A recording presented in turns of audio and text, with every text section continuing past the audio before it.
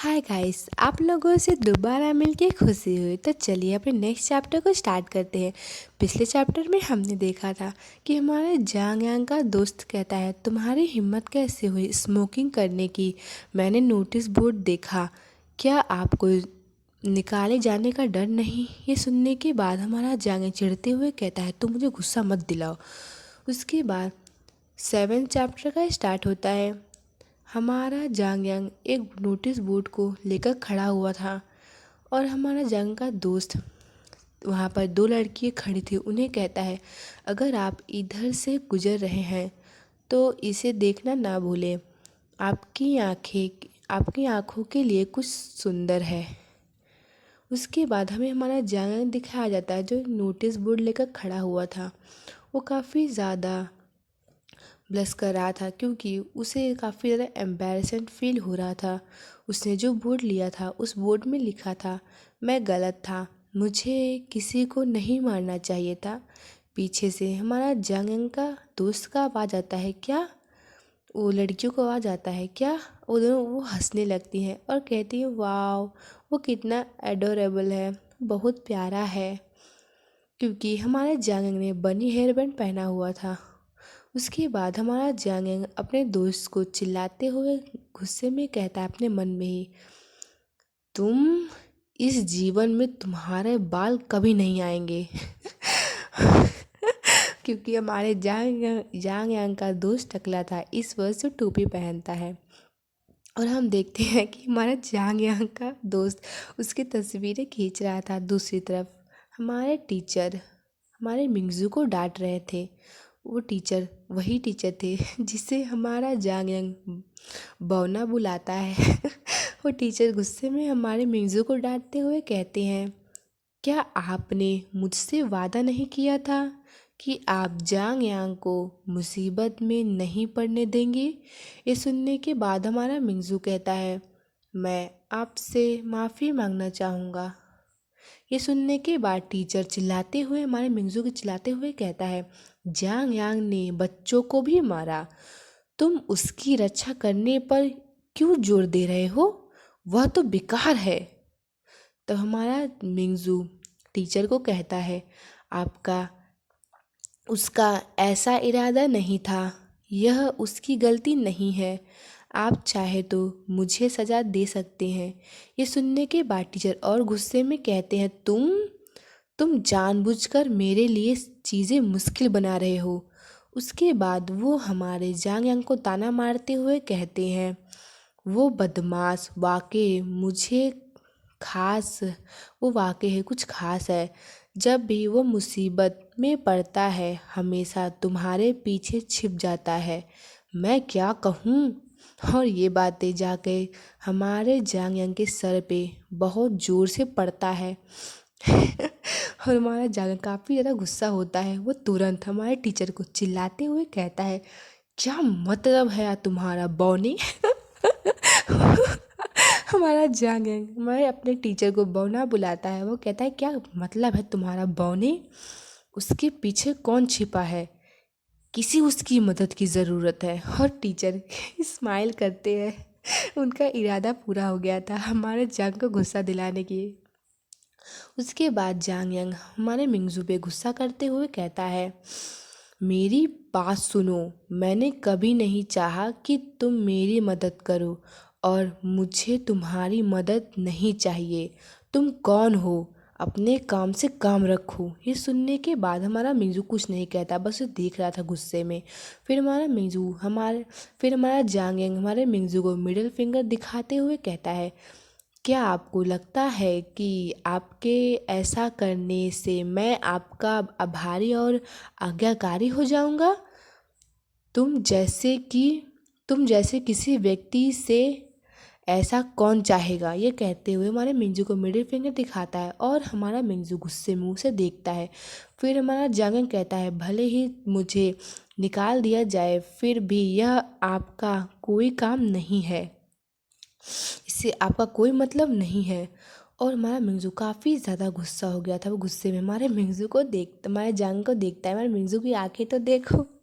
अब हमारे मिर्जू का गुस्सा आपको कुछ समय बाद दिखेगा हमारे जांग यांग के सर पर। सीन शिफ्ट होता है।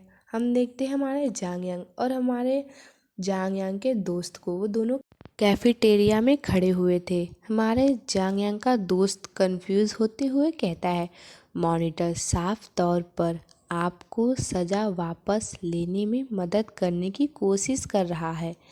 आपने उसे क्यों डांटा?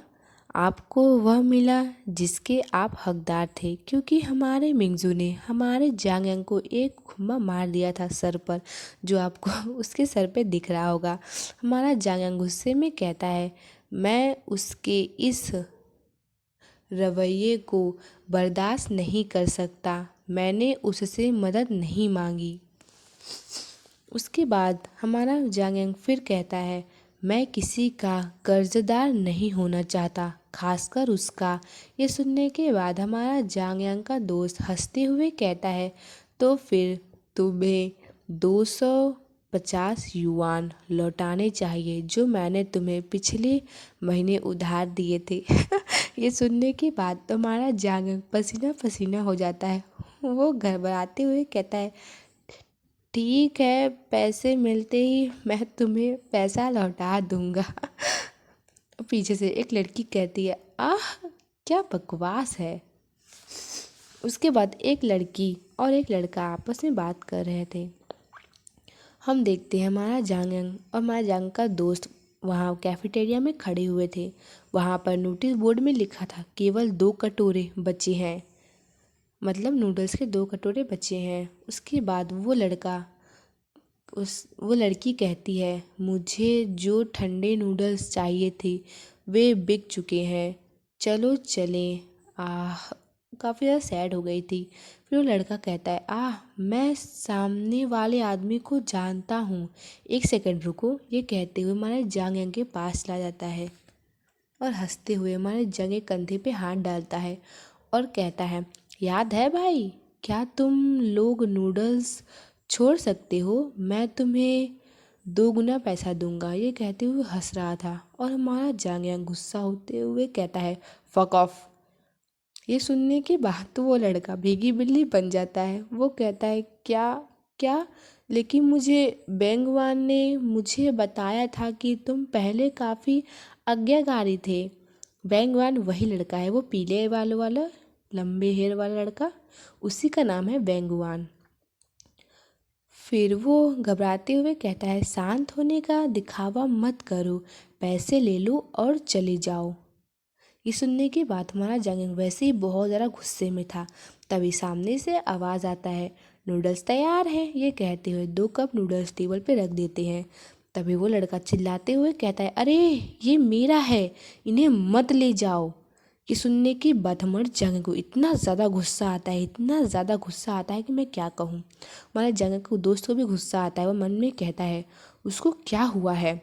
उसके बाद जो हुआ वो देखने लायक था। हमारे जांग यांग ने उस लड़के के सर पे एक नूडल्स कप को उसके सर पे उड़ेड़ दिया और कहा, ये मेरे तरफ से तुम्हारे लिए ट्रीट है फैटी। ये कहते हुए वहाँ से मिडल फिंगर दिखाते हुए चला जाता है और वो लड़का चिल्लाते हुए कहता है, गोली मारो, अलग मत रहो, तुम पैसे के लिए कुछ भी करते थे, भाड़ में जाओ, तुम मेरा इंतज़ार करो, तुम नागरिक क्षेत्र के कूड़ेदान से हो। ये कहते हुए लड़के काफ़ी ज़्यादा हमारे जांग को भला बुरा कहता है, लेकिन हमारे जांग कोई फ़र्क नहीं पड़ता। वो मिडल फिंगर दिखाते हुए चला जाता है।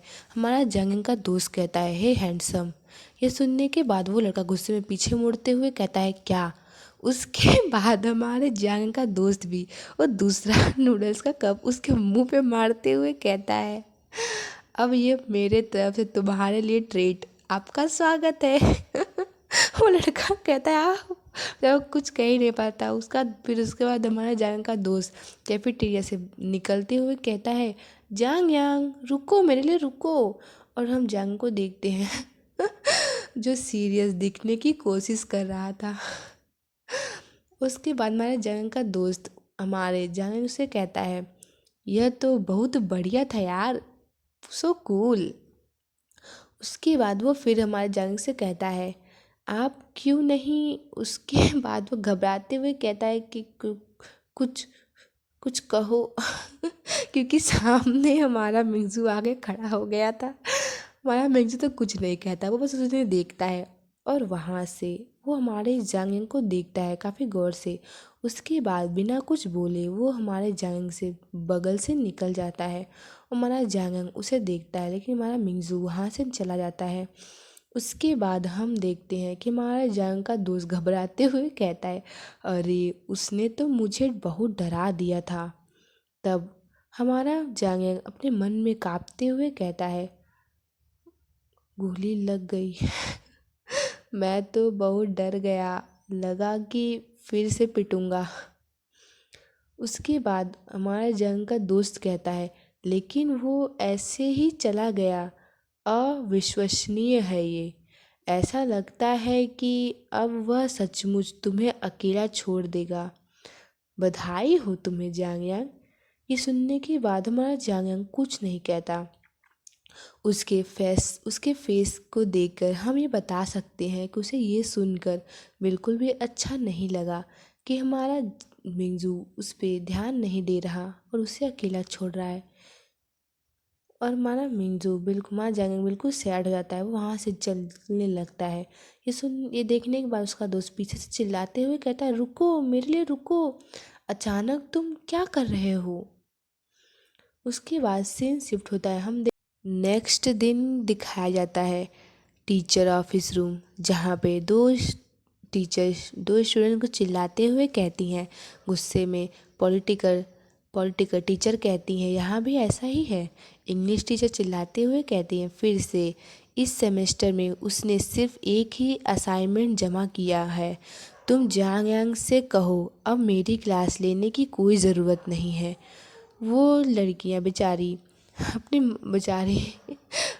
हेल्पलेस महसूस करते हुए मन में कहती हैं, टीचर ने जांग यांग की बजाय हमें क्यों डांटा।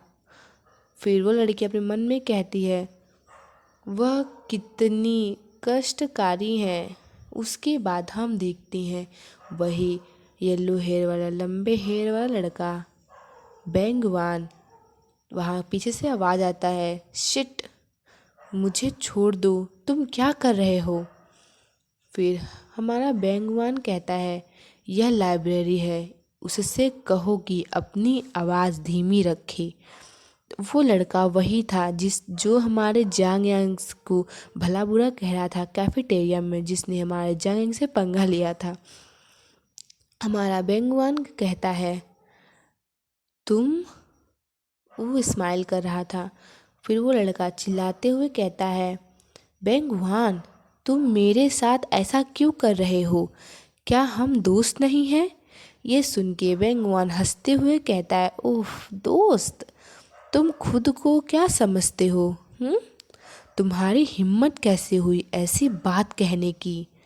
फिर वो लड़का गुस्से में कहता है, भाड़ में जाओ, अगर तुम झेंग परिवार के सदस्य पुत्र नहीं होते तुम कौन तुमसे दोस्ती करना चाहता। आप भी जांग यांग की तरह ही नागरिक क्षेत्र के कचरा हैं। ये सुन के हमारा बैंगवान उसकी तरफ देखता है काफ़ी ज़्यादा खतरनाक निगाह से। वो कहता है, मज़ेदार बात यह है, वो लड़का कहता है, मज़ेदार बात यह है, अगर आप मुझे सबक भी सिखा दे तो क्या हुआ, आपका कुत्ता अब आपकी बात नहीं सुनता। ये सुन के हमारा बैंगवान जहाँ बैठा था वहाँ से उठते हुए कहता है, सचमुच आज मेरे पास सब कुछ है, इसका श्रेय झेंग परिवार को जाता है। झेंग परिवार यानी हमारे बेंगुआन का पूरा नाम है झेंग बेंगुआन। वो अपने बाल को साइड करते हुए कहता है, क्या आप जानते हैं कि एक शक्तिशाली कुलीन व्यक्ति होने का सबसे बड़ा लाभ क्या है। फिर वो उसकी तरफ आते हुए स्माइल करते हुए कहता है, मैं चाहे कुछ भी करूं, मैं हमेशा इससे बच सकता हूं। वो लड़का ये सुनने के बाद काफ़ी ज़्यादा घबरा जाता है, स्पीचलेस हो गया था। वो कुछ नहीं बोल पाता, बस अपने दांतों को काफ़ी कस के रगड़ता है। फिर हमारा बैंगवान स्माइल करते हुए कहता है, लेकिन आपने मुझे एक बात याद दिला दी। अब समय आ गया है कि मैं अपने अपने शरारती पिल्ले को सबक सिखाऊं। और दूसरी तरफ सीन शिफ्ट होता है। हम देखते हैं हमारे जंग को, जो शांति से बैठा हुआ था, उसे अचानक से काफ़ी ज़्यादा बुरा एहसास होता है। अपने मन में कहता है, मुझे अचानक से काफ़ी ज़्यादा बुरा एहसास हुआ, क्योंकि वो छोटा पिल्ला कोई और नहीं, हमारा जांग ही है, जिसके बारे में बेंगुआन बात कर रहा था। हमारा जांग पानी पी रहा था, लेकिन उसे बहुत ज़्यादा बुरा महसूस होता है, जिस वजह से वो अपने दोस्त को अपने हाथों से मारते हुए सिगरेट मांगता है और कहता है, अरे क्या तुम्हारे पास सिगरेट है? मेरी तो ख़त्म हो गई। और इस वजह से हमारा जंग का दोस्त जो पानी पी रहा था, उसके मुंह से पूरा पानी निकल जाता है, क्योंकि हमारे जंग ने उसे धक्का मार दिया था। हमारे जंग का दोस्त गुस्से से हमारे जांग को कहता है, क्या तुम नहीं देख रहे कि मैं पानी पी रहा हूँ? हमारा जांग साफ मना करते हुए कहता है, नहीं। उसके बाद हमारे जांग का दोस्त उसे सिगरेट देते हुए, उसके बाद सिगरेट के बॉक्स पीछे लेते हुए कहता है, मैं ये तुम्हें नहीं दूंगा। यानी वो हमारे जांग को चिढ़ा रहा था, उसे सिगरेट ललचा रहा था। फिर वो हंसते हुए कहता है, सिगरेट पीना चाहते हो, है ना? बिल्कुल, लेकिन जैसा मैंने कहा, तुम्हें एक काम करना होगा। ये सुनने के बाद हमारा जांग गुस्से से कहता है। उसके बाद हमारे जांग का दोस्त खुद के सर पे पॉइंट करते हुए कहता है, क्या आप भूल गए हैं कि पिछले महीने जब मैंने आपसे सिगरेट मांगी थी, तो आपने मुझे कैसे परेशान किया था? आपने मेरे बाल काट दिए और मुझे साधु बना दिया। काफ़ी ज़्यादा गुस्सा हो गया था। उसके बाद ये सुनने के बाद तुम्हारा जागिर कुछ नहीं कह पाता, क्योंकि उसने ऐसा किया था। फिर वहाँ जागिर कहता है, अरे तुम मेरे बाल भी क्यों नहीं काट देते? फिर वो धीरे से कहता है, ऐसा लगता है कि कुछ ऐसी बात है। उसके बाद हमारा जांग यांग का दोस्त कहता है, बढ़िया कोशिश है, तुम्हें इसकी जरा भी परवाह नहीं है, मैं चाहता हूँ कि तुम। उसके बाद उसे एक आइडिया आता है, वो आँख मारते हुए हमारे जांग को कहता है, तुम किसी के प्रति अपने प्यार का इजहार करो, तुम किसी को प्रपोज करो। ये सुनने के बाद तो हमारा जांग काफ़ी ज़्यादा काँपने लगता है। फिर हमारा जांग का दोस्त फिर कहता है, कोई ऐसा व्यक्ति जिससे आप सचमुच नफरत करते हैं। हमारा जांग के निगाह में तुरंत हमारे बैंगवान का चेहरा आता है, और वो पूरा तरह ट्रेम्बल करने लगता है, उसे गूज़बम्प आ जाते हैं। उसके बाद फिर उसके मन में अचानक हमारा लॉयल क्लास मॉनिटर आता है, यानी हमारा मिंगजू। वो कहता है, एक प्रोफेशन। फिर उसके बाद हम देखते हैं नेक्स्ट चैप्टर का। ये नेक्स्ट चैप्टर का झलक है, जहाँ पे किसी ने किसी को दीवार पे पिन कर लिया था। और वो कौन था, मैं आपको बताऊं वो था हमारा मिंगजू। हमारे जांग ने हमारे मिंगजू को दीवार पे पिन कर दिया था, और चिल्लाते हुए कुछ तो कहता है, जो हमें हमें अभी नहीं बताया जाएगा, हमें अगले चैप्टर में बताया जाएगा। और ये अगला चैप्टर काफ़ी इंटरेस्टिंग, अगला चैप्टर काफ़ी ज़्यादा इंटरेस्टिंग होगा, आपको देखना चाहिए, बहुत ज़्यादा मज़ा आएगा अगले चैप्टर में तो। और आज का चैप्टर यहीं ख़त्म होता है, तो फिर नेक्स्ट चैप्टर मिलेंगे। Bye bye. चैप्टर पसंद आया तो प्लीज़ लाइक कमेंट कीजिएगा, और अगर आपको कुछ भी पूछना हो या कुछ भी अपने तरफ से कुछ भी कहना हो, तो प्लीज़ कमेंट करके मुझे बता सकते हैं। बाय बाय, फिर मिलेंगे। Bye bye.